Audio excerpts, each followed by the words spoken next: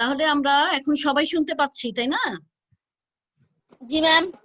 ওকে, অনেকে আবার আসছে, আরো অনেকে এসছে, তো নিয়ে নেই তাদেরকে।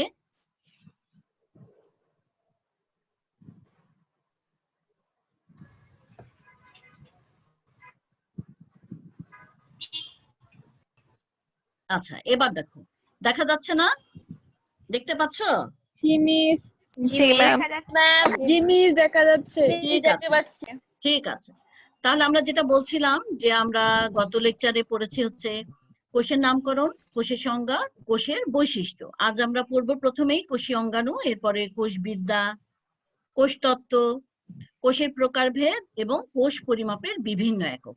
বিষয়গুলো নামটা 5টা নামে আমি বিভক্ত করেছি, হ্যাঁ, কিন্তু আসলে খুব কঠিন কিছু না, ছোট ছোট টপিক এগুলো। আমরা একটু দেখি। প্রথমেই কোষীয় অঙ্গাণু। কোষীয় অঙ্গাণু বা সেল অর্গানেলি কি, এটা বোঝার জন্য আমরা একটি চিত্র দেখতে পাচ্ছি প্রথমেই। হ্যাঁ, যে চিত্রটা আমরা দেখতে পাচ্ছি, এটা কি তোমরা দেখতে পাচ্ছ পুরোপুরি ভাবে? দেখো তো। জি মিস। কিন্তু তোমাদের পরিচিত, হ্যাঁ, এটা একটা প্রাণী কোষের চিত্র। এবং এই চিত্রটা এর মধ্যে যতগুলো তোমার অঙ্গাণু আছে, যেগুলোকে আমরা কোষীয় অঙ্গাণু বলছি, ক্লাস 9-10-ও তোমরা পড়েছো এই সম্পর্কে, সেই অঙ্গাণুগুলোও তোমরা চিনবে। গোলগি, ভেসিকল, লাইসোজোম, তাই না, রাইবোজোম, হ্যাঁ, নিউক্লিয়াস, দেখছো? এগুলো সব চেনা না তোমাদের? সব তো পরিচিত, তাই না? বলো তো। জি ম্যাম। হ্যাঁ, মাইটোকন্ড্রিয়া, সাইটোপ্লাজম। সাইটোপ্লাজম অবশ্য অঙ্গাণু নয়। আচ্ছা, আমরা একটু দেখি এই কোষ অঙ্গাণু কি, সংজ্ঞাটা দেখি কেমন। কোষের সাইটোপ্লাজমে বিদ্যমান, অর্থাৎ কোষের সাইটোপ্লাজমে থাকে এমন জীবন্ত কার্য সম্পাদনকারী, মানে হচ্ছে কাজ করতে পারে এমন, এবং কোষের জীবন ধারণের জন্য অপরিহার্য ক্ষুদ্রাঙ্গ সমূহকে কোষীয় অঙ্গাণু বা ক্ষুদ্র অঙ্গ বলে।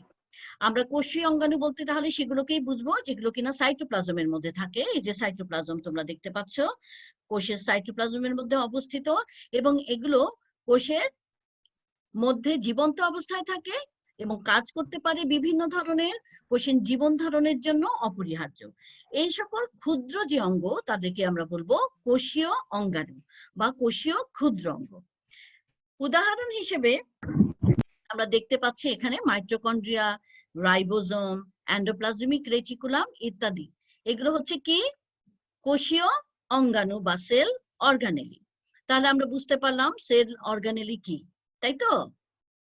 তোমরা বুঝতে পেরেছো সেল অর্গানেলি? ওকে, খুব ছোট ছোট বিষয়গুলোই আস্তে আস্তে কিন্তু বড়র দিকে যাবে, সুতরাং প্রথম দিকে যদি না বুঝো পরবর্তীতে কিন্তু বুঝতে সমস্যা হবে, কেমন? আমরা পরবর্তীতে আরেকটি চিত্র দেখতে পাচ্ছি আমাদের সামনে। এটা হচ্ছে একটি আদর্শ উদ্ভিদ কোষের দ্বিমাত্রিক গঠন এবং চিহ্নিত চিত্র। এটার মধ্যে দেখো কোষের অঙ্গাণুগুলোকে সুন্দরভাবে দেখা যাচ্ছে। এখানে নামগুলা পড়ো তোমরা, তাহলে বুঝতে পারবে। হ্যাঁ, কথাগুলো ভেঙে আসছে। আচ্ছা, আমরা কিন্তু আজকে আর সময় নষ্ট করতে পারবো না, আমরা একটু দেখি, তোমরা একটু শুনো, যেরকম যতটুকু শুনতে পাও। এরপরে কিন্তু তোমাদের জন্য ভিডিওটা আপলোড করা হবে, সেখানে তোমরা স্পষ্টভাবে বুঝতে পারবা। মাঝে মাঝে এরকম হবেই, হ্যাঁ। এরপরে দেখতে পাচ্ছি কোষবিদ্যা, সাইটোলজি। কোষবিদ্যা বা সাইটোলজি কি? সাইটোলজি শব্দটি দুটি গ্রিক শব্দ। ম্যাডাম বাইরে গেছে। আসছে ম্যাম, আমি আসছি, আবার আসছি, অসুবিধা নাই মেয়েরা, চিন্তা করো না। এখন বারবার কারেন্ট যাচ্ছে, বারবার জেনারেটর অন হচ্ছে, এই ক্ষেত্রে একটু সমস্যা হবে মেয়েরা।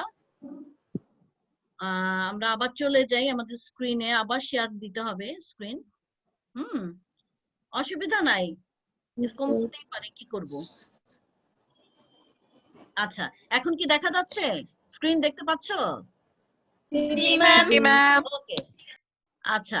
তা আমরা বলছিলাম যে সাইটোলজি শব্দটি দুটি গ্রিক শব্দ থেকে এসেছে। একটা হচ্ছে কাইটোস, যার অর্থ হচ্ছে সেল বা ফাঁপা। এটা হলো লগোস বা ডিসকার্স, যাকে আলোচনাও আমরা বলতে পারি। এই দুটি শব্দের সমন্বয় হচ্ছে সাইটোলজি, ঠিক আছে? এখন কোষবিদ্যার জনক বা সাইটোলজির জনক হচ্ছেন রবার্ট হুক।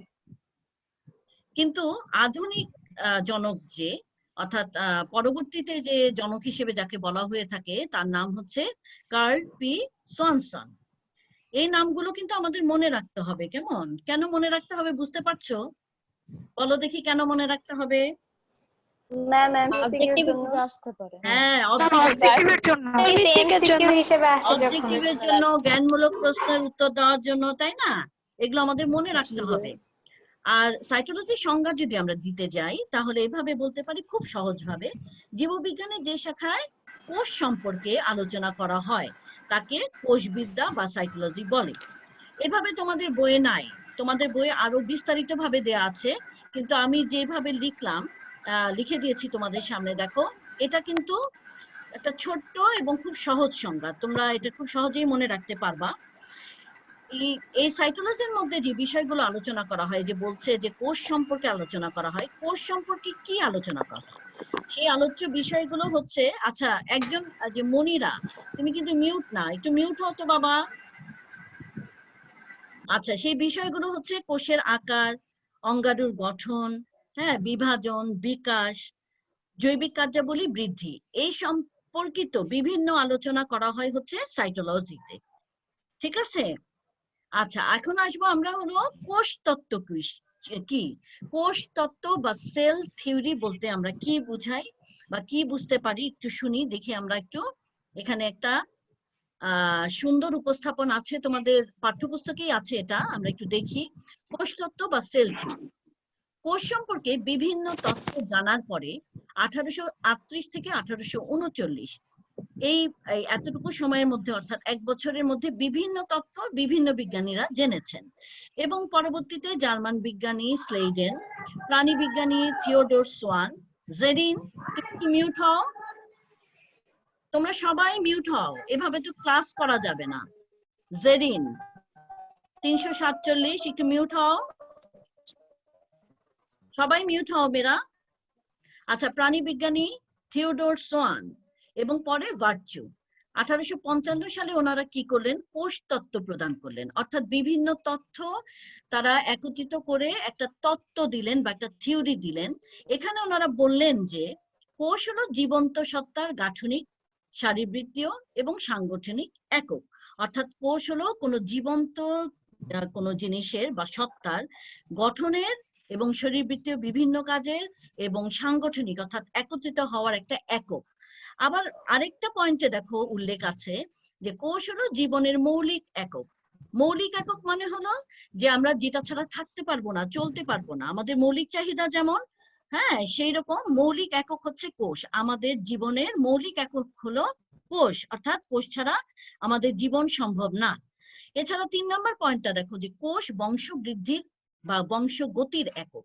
আমরা জানি বংশগতি মানে হচ্ছে এক জেনারেশন থেকে আরেক জেনারেশনে কি বিভিন্ন বৈশিষ্ট্যগুলো যায়, তাই না? এই যে বংশগতি, এটা কিভাবে হয়? কোষের মাধ্যমে হয়। ঠিক আছে? এরপরে 4 নম্বর যে পয়েন্টটা আছে, সর্বপ্রকার জীবই এক বা একাধিক কোষ দ্বারা গঠিত। এটা তোমরা জানো, যারা কোষীয় যে জীবগুলো আছে, হ্যাঁ, সেগুলো একটা কোষ দ্বারা অথবা একাধিক কোষ দ্বারা গঠিত, এবং পূর্ব সৃষ্ট কোষ অর্থাৎ প্রথম যে কোষটা থাকে সেই কোষ বিভাজিত হয়ে হয়েই কিন্তু নতুন কোষের সৃষ্টি হয়। আশা করি তোমরা বুঝতে পেরেছো। কোনো সমস্যা থাকলে বলতে পারো।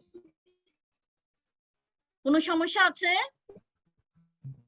No ma'am. নো ম্যাম ঠিক আছে, তাহলে তোমরা মিউট হও, আমি পরবর্তী অংশে চলে যাচ্ছি। আমরা জানবো কোষের প্রকারভেদ সম্পর্কে, কাইন্ডস অফ সেল। এই সম্পর্কে তোমাদের সাধারণ কিছু ধারণা আছে, আমরা ক্লাস 9-10 এগুলো সম্পর্কে কিছু তথ্য জেনেছি। তাহলে আমরা প্রথমেই জানবো শারীরবৃত্তীয় কাজের ভিত্তিতে, হ্যাঁ, কোষকে কিভাবে বিভাজিত করা যায় বা কিভাবে প্রকারভেদটা কিরকম একটু দেখি চলো। শারীরবৃত্তীয় কাজের ভিত্তিতে কোষকে 2 অংশে বা 2টি শ্রেণীতে ভাগ করা যায়। একটা হচ্ছে দেহকোষ বা সোমাটিক সেল, আরেকটা হচ্ছে জনন কোষ বা গ্যামেট। এই সম্পর্কে তোমরা জানো, তারপরেও বলি। জীবদেহের অঙ্গ এবং অঙ্গতন্ত্রগুলো গঠন করার যে কোষ, সেগুলো হচ্ছে দেহকোষ। দেহকোষ সেগুলো যেগুলো আমাদের দেহকে গঠন করে। উচ্চ শ্রেণীর জীবের দেহকোষে সাধারণত ডিপ্লয়েড সংখ্যক ক্রোমোজোম থাকে। আমরা জানি আমাদের দেহকোষে ক্রোমোজোম সংখ্যা হচ্ছে ডিপ্লয়েড, টুয়াইসেন। এগুলো কোথায় পাওয়া যায়? মূল, কাণ্ড, পাতার কোষ, তারপরে স্নায়ু কোষ, রক্তকণিকা, এই যে কোষগুলো, এগুলো হচ্ছে দেহকোষের উদাহরণ বা সোমাটিক সেলের উদাহরণ। এরপরে আসছি আমরা জনন কোষ বা গ্যামেট। এটা আরেক ধরনের কোষের প্রকারভেদ, হ্যাঁ, জনন কোষ, সেটাকে আমরা দেখছি যে যৌন জননের জন্য ডিপ্লয়েড জীবের জননাঙ্গে মিওসিস প্রক্রিয়ার মাধ্যমে যে কোষ উৎপন্ন হয় হ্যাপ্লয়েড কোষ, সেটা হচ্ছে জনন কোষ। তুমি তোমার ভাষায়ও লিখতে পারো যে যৌন জননের জন্য যে হ্যাপ্লয়েড কোষ উৎপন্ন হয় তাকে বলা হয় জনন কোষ। তাহলে জনন কোষ হচ্ছে সেই কোষ যা হ্যাপ্লয়েড এবং যা কিনা যৌন জননের জন্য প্রয়োজন। তাহলে উদাহরণ হিসাবে আমরা দেখতে পাচ্ছি যে শুক্রাণু, ডিম্বাণু, এগুলো হচ্ছে জনন কোষের উদাহরণ। জনন কোষ বা গ্যামেট সর্বদাই হ্যাপ্লয়েড হয়ে থাকে। এরপর আমরা দেখছি নিউক্লিয়াসের গঠনের ভিত্তিতে কোষকে ভাগ করা হয়ে থাকে। একটা হচ্ছে আদিকেন্দ্রিক কোষ বা আদিকোষ, হ্যাঁ, প্রথমটা আমরা আগে একটু আলোচনা করি। আদিকেন্দ্রিক কোষ বা আদিকোষ, প্রোক্যারিওটিক সেল, যে কোষে আবরণী বেষ্টিত নিউক্লিয়াস, এমনকি আবরণী বেষ্টিত কোনো অঙ্গাণুও থাকে না, তাকে আমরা বলবো কি আদিকোষ। আমরা বুঝতে পারছি যে আদিকোষ সেটাই বা প্রোক্যারিওটিক সেল সেটাই যেখানে কোনো আবরণী থাকে না, না অঙ্গাণুতে কোনো আবরণী থাকে, না নিউক্লিয়াসে কোনো আবরণী থাকে। মানে আবরণী বিহীন একটা কোষ হচ্ছে, আবরণী বিহীন মানে হচ্ছে আবরণী কোষের ভিতরে যে অঙ্গাণুগুলো থাকে এবং নিউক্লিয়াস থাকে তাদের মধ্যে অঙ্গাণু থাকে না, তারাই হচ্ছে আদিকোষী বা আদিকোষ। সেটা হচ্ছে আদিকোষ। আর এই কোষে আমরা কিছু তথ্য আরো জানবো এই আদিকোষ সম্পর্কে। সেটা হচ্ছে যে এই কোষে নন হিস্টোন প্রোটিন যুক্ত একটি মাত্র বৃত্তাকার ডিএনএ থাকে। এগুলো আমাদের মনে রাখতে হবে কিন্তু, হ্যাঁ, এখান থেকে কোশ্চেন আসে, খুব ইম্পর্টেন্ট বিষয়বস্তু এটা আমাদের জন্য। এছাড়া এই যে বৃত্তাকার ডিএনএ এখানে এই সাইটোপ্লাজমে মুক্ত ভাবে অবস্থান করে। কারা? বৃত্তাকার ডিএনএটা সাইটোপ্লাজমের মধ্যে মুক্ত ভাবে অবস্থান করে এবং এই বৃত্তাকার ডিএনএ কে বলা হয় নিউক্লিওয়েড।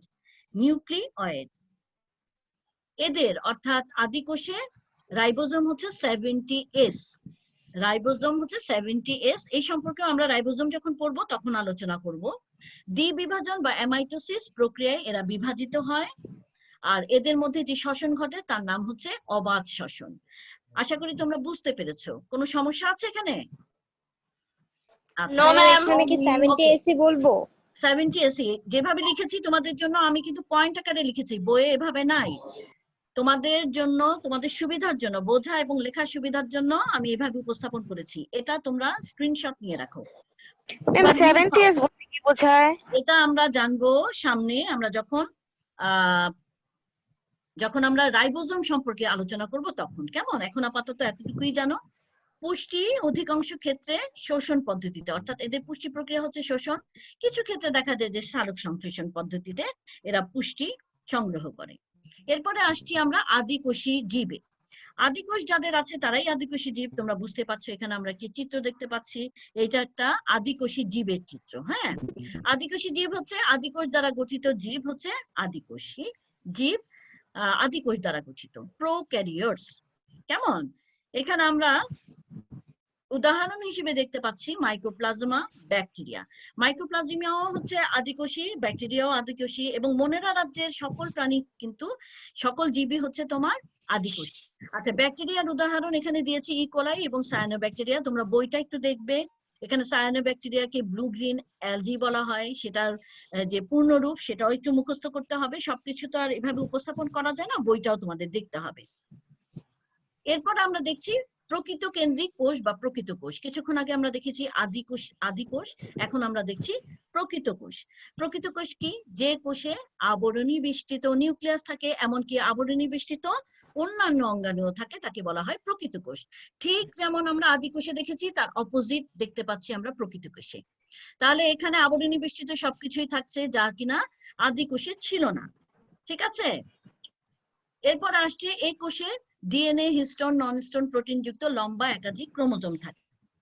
এখানে ডিএনএটা সূত্রাকার। এর আগে দেখেছি আমরা ডিএনএ বৃত্তাকার, এখানে হচ্ছে সূত্রাকার বা লম্বা, এবং একাধিক ক্রোমোজোম অবস্থিত থাকে এখানে। এদের রাইবোজোম 80S মানের, যেটা আমরা আদিকোষে দেখেছিলাম 70S, তাই না? কোষ বিভাজন মাইটোসিস ও মিওসিস প্রকৃতির। আদিকোষে কিন্তু আমরা এমনটি দেখিনি। আমরা কিন্তু এরপরে তুলনা বা পার্থক্য করতে গেলে এই পয়েন্টগুলো পাশাপাশি বসিয়ে দিলেই আমাদের হয়ে যাবে। কেমন? আচ্ছা, এখানে ঘটে হলো সবাত শ্বসন। শ্বসন কেমন? সবাত শ্বসন। এখানে পুষ্টি প্রক্রিয়া হচ্ছে শোষণ, আত্তীকরণ ও সালোক সংশ্লেষণ। এই 3টা পদ্ধতিতে এখানে পুষ্টি প্রক্রিয়া হয়ে থাকে। প্রকৃতকোষী জীব, আমরা নিজেরাই বলতে পারবো প্রকৃতকোষী জীব কারা। ম্যাম হ্যাঁ বলো বলো। ম্যাম একটু এর আগের পেজটা একটু দিবেন, একটু স্ক্রিনশট নিতাম। আমাদের আজকে আসলে সময় খুব কম, এই জন্য একটু তাড়াহুড়া করছি, যেহেতু আমাদের হ্যাঁ নিয়ে নাও। জি ম্যাম হয়ে গেছে। হয়েছে? জি ম্যাম হয়েছে। ওকে, থ্যাংক ইউ। আচ্ছা, প্রকৃত কোষ আমরা জানলাম প্রকৃত কোষ কি। এটার উদাহরণে আসি আমরা। শৈবাল, ছত্রাক থেকে শুরু করে সকল উচ্চ শ্রেণীর উদ্ভিদ কোষ প্রকৃত কোষ। আমরা যত ধরনের উদ্ভিদ আমরা দেখি আমাদের আশপাশে, এরা সবই প্রকৃত কোষী। হ্যাঁ, এবং সকল প্রাণীকে যে দেখি সবই কিন্তু প্রকৃত কোষ সমৃদ্ধ। তাহলে প্রকৃত কোষ সহ যে প্রাণীগুলো অর্থাৎ প্রকৃত কোষী যে জীবগুলো, তারা কিন্তু আমাদের দেখার মধ্যে যেগুলো জীব সেগুলোই মূলত প্রকৃত কোষী। কেমন? এরপর একটা চিত্র দেখতে পাচ্ছি, এটা একটা উদ্ভিদ কোষের চিত্র। হ্যাঁ, এগুলো কিন্তু প্রকৃত কোষ। হ্যাঁ, এরপরে প্রাণী কোষ যে দেখতে পাচ্ছ সেটাও কিন্তু একটা প্রকৃত কোষ। কেমন? এই দুইটা যে চিত্র আমরা দেখছি, যেগুলো আগে থেকেই চিনি আমরা, এগুলো সবই প্রকৃত কোষী। আর ব্যাকটেরিয়ার যে চিত্রটি দেখেছি সেটা হচ্ছে আদি কোষী। কোষ পরিমাপের বিভিন্ন রকম একক আছে, সেই এককগুলো আমরা একটু দেখব। এটা কিন্তু একদম মুখস্থ করে রাখতে হবে না, তোমাদের জানার সুবিধার জন্য, মনে রাখার সুবিধার জন্য আমি আলোচনা করব। এখান থেকে অবজেক্টিভ বা এমসিকিউ এবং তোমাদের জ্ঞানমূলক প্রশ্ন এসে থাকে। আমরা একটু দেখি, কোষ এবং কোষের উপাংশগুলোর পরিমাপের জন্য যে এককটি ব্যবহার করা হয় তা হলো মাইক্রোমিটার, বা এভাবে লেখা যায়, দেখো মাইক্রন। মাইক্রোমিটার বা মাইক্রন হচ্ছে আমরা সাধারণত কোষ পরিমাপ বা কোষের কোনো অঙ্গাণু বা উপাংশ বা মানে অংশকে পরিমাপের জন্য ব্যবহার করে থাকি, এবং ন্যানোমিটার। তিনটা একককে ব্যবহার করে থাকি। এইটা একটা দেখো চার্ট দেখা যাচ্ছে, আমাদের বইও আছে। এটা পরিমাপ গুলো কিভাবে তোমার হচ্ছে 1 সেন্টিমিটার মানে কি, কত ইঞ্চের সমান, হ্যাঁ সেভাবে দেওয়া আছে, তোমরা একটু দেখে নিবে। আর আমরা একটু দেখবো যে সেন্টিমিটারে মাপা হচ্ছে যেগুলোকে, খালি চোখে যেগুলোকে দেখা যায়, যেমন হচ্ছে ডিম। ডিম একটা কোষ, তোমরা জানো, এই ধরনের কোষগুলোকে মাপা হয় সেন্টিমিটারে। এছাড়া যাদেরকে খালি চোখে দেখা যায় তবে অনুবীক্ষণ যন্ত্রে দেখলে ভালো করে বা পরিষ্কারভাবে দেখতে পাবো, এই ধরনের কোষকে আমরা কিভাবে মাপি? মিলিমিটার এককে। এছাড়া আলোক অনুবীক্ষণ যন্ত্রে দেখা যায় তেমন বেশিরভাগ কোষ গুলোকে আমরা পরিমাপ করি মাইক্রোমিটার বা মাইক্রনে। এছাড়া আরো যে ছোট কোষ যেগুলোকে ইলেকট্রন অনুবীক্ষণ যন্ত্রে দেখা যায়, এমন কোষগুলোকে আমরা মাপি হচ্ছে পরিমাপ করি ন্যানোমিটারে। আরো ছোট যদি হয় ইলেকট্রন অনুবীক্ষণ যন্ত্রে এক্স রে প্রক্রিয়া দেখা প্রয়োজন হয়, এমন উপাংশ বা এমন কোষগুলোকে আমরা পরিমাপ করি হচ্ছে অ্যাংস্ট্রম এ। তাহলে আমরা দেখতে পাচ্ছি উপর থেকে নিচ পর্যন্ত বড় থেকে ছোট এককগুলো দেখতে পাচ্ছি, যেগুলোকে আমরা বিভিন্ন ক্ষেত্রে বিভিন্ন ভাবে ব্যবহার করে থাকি। এগুলো বিষয়ে তোমরা একটু জ্ঞান রাখবে, অবশ্যই জানতে হবে।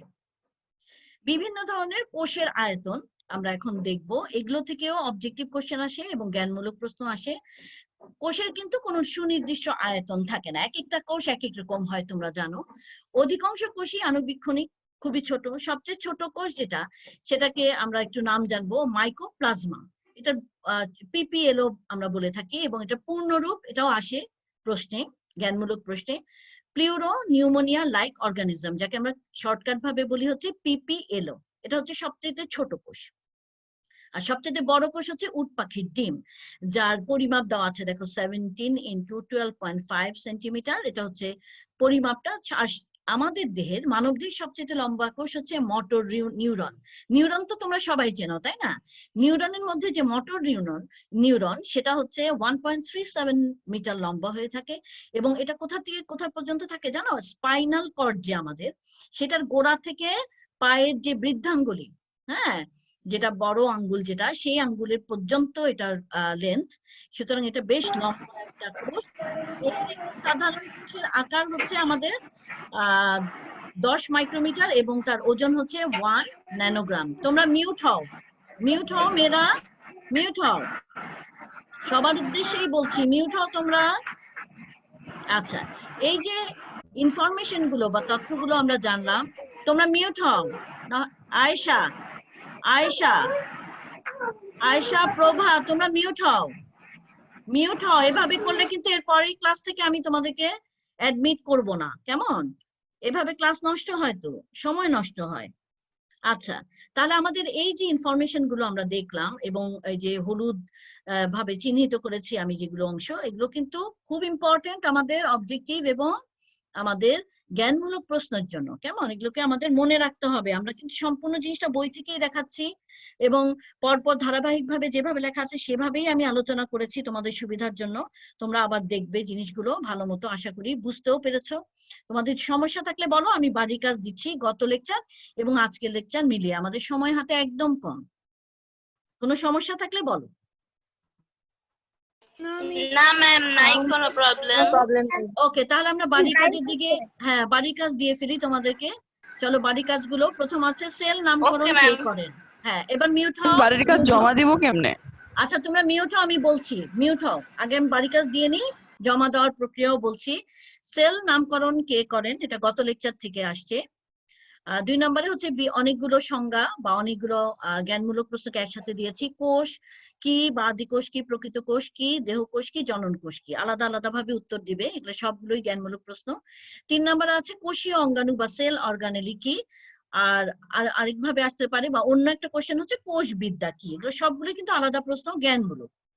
এরপর আসছে কোষ তত্ত্ব ব্যাখ্যা করো। কোষ তত্ত্ব ব্যাখ্যা করো, আজকে আমরা কোষ তত্ত্ব পড়েছি পয়েন্ট আকারে। এটাকে তোমরা ব্যাখ্যা করে লিখতে পারো নিজের ভাষায় অথবা পয়েন্ট আকারেও লিখতে পারো। 5 নম্বরে আছে কোষের বৈশিষ্ট্যগুলো লিখো বা ব্যাখ্যা করো।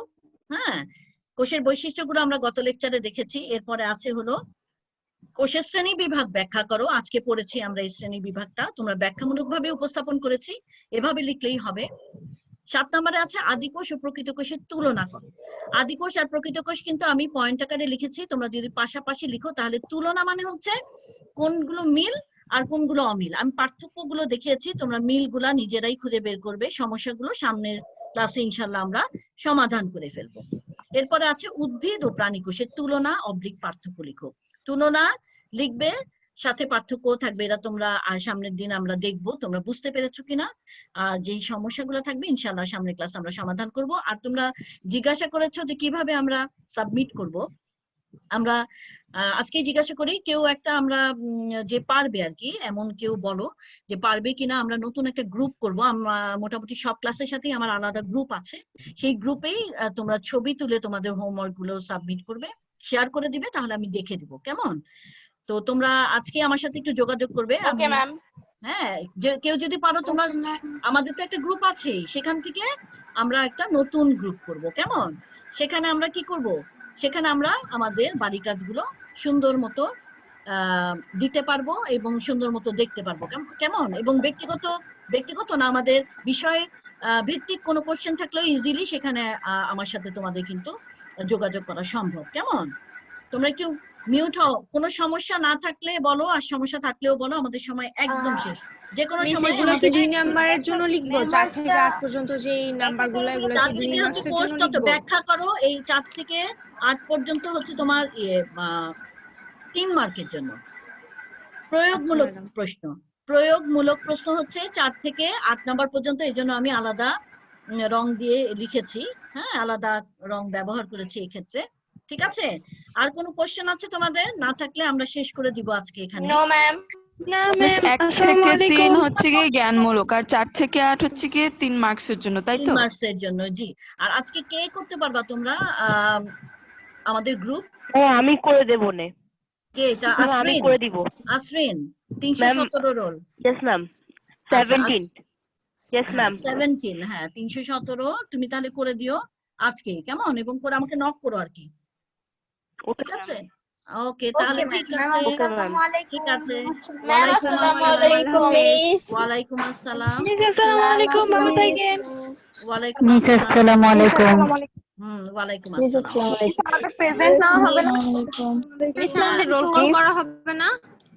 রোল কল করা হবে না? সময় আজকে একদম নাই, আমি ছবি তুলে নিয়েছি। হ্যাঁ, ছবি তুলে নিয়েছি, কিছু অসুবিধা হবে না। আচ্ছা ম্যাডাম। ঠিক আছে? আসসালামু আলাইকুম। ওয়ালাইকুম আসসালাম। তোমরা সবাই ভালো থাকো, সুস্থ Miss, থাকো। assalamu alaikum. ঠিক আছে। আল্লাহ হাফেজ। আল্লাহ হাফেজ। আল্লাহ হাফেজ। আসসালামু আলাইকুম।